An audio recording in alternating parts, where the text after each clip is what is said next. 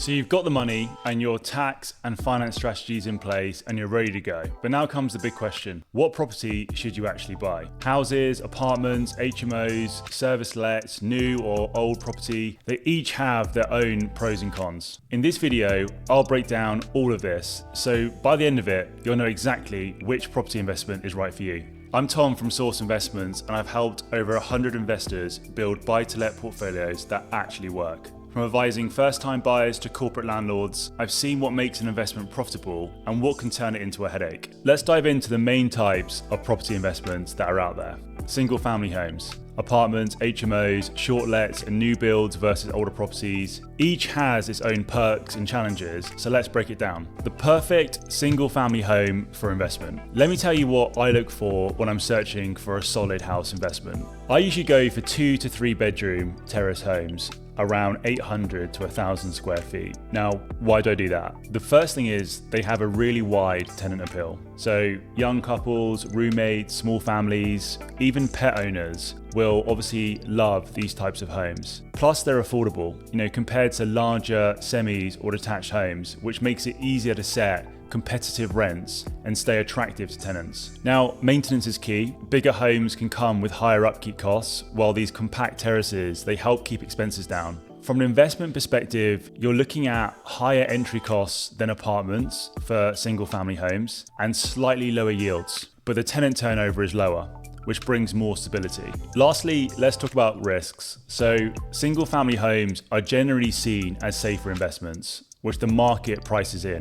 Lower yields typically mean lower risk, so these properties give you a nice balance of return and stability. Having appraised thousands of apartments, here are the essentials to know. I focus on 1 and 2 bedroom apartments. Generally, 1 beds, I'm looking around 450 to 600 square feet, and 2 beds from 650 to 800 square feet. They're ideal for professional singles and couples who want convenience and a low maintenance lifestyle. 2 bedrooms also attract roommates and young families. Apartments are all about city living. Demand for city rentals has jumped to 35% of the market, up from just 25% 2 years ago. People want good access to work and amenities, and apartments deliver that. With apartments, entry costs are usually lower than for houses, and yields can be higher, but there's often more tenant turnover. Another thing to consider is control. You don't have full control over service charges, which go up and down with block management fees. But on the upside, you're a bit more protected from major maintenance costs. Since big repairs like the roof are shared across owners, it's less direct work for you, as block managers handle a lot of the heavy lifting. Next up is HMOs. So if you're thinking about buying an HMO, here's the considerations that you need to know. For HMOs, the ideal property is a 3 to 5 bedroom plus home with spacious rooms, en-suites, and enough space to factor in the communal areas that are needed. You do need a bit more upfront investment, not only because they're larger properties, but also because of the conversion and compliance costs. HMOs are most popular with young professionals, students, and shift workers. They come with higher tenant turnover, so you need to be prepared for more vacancy management and possibly higher reletting fees. But if managed well, HMOs can offer high yields, since each room is rented out individually, increasing the rent per square foot of the entire property.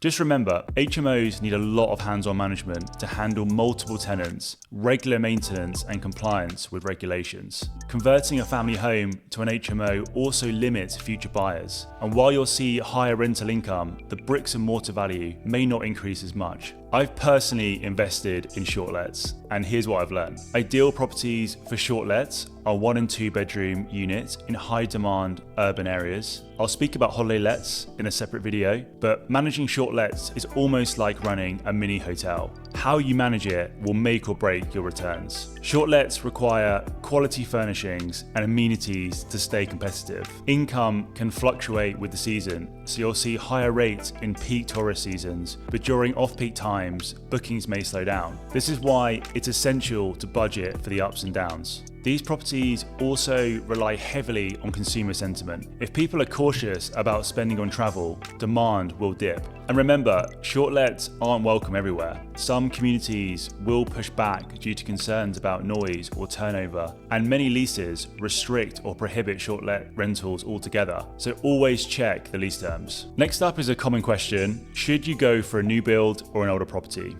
Let's look at the pros and cons of each. New builds are great because they're low maintenance with fewer repairs up front and often covered by warranties. They attract a higher quality tenant that's willing to pay for modern amenities, and they're energy efficient, which saves on bills and most importantly keeps you ahead of new government energy compliance. They're future-proofed, no outdated leases or compliance baggage to worry about.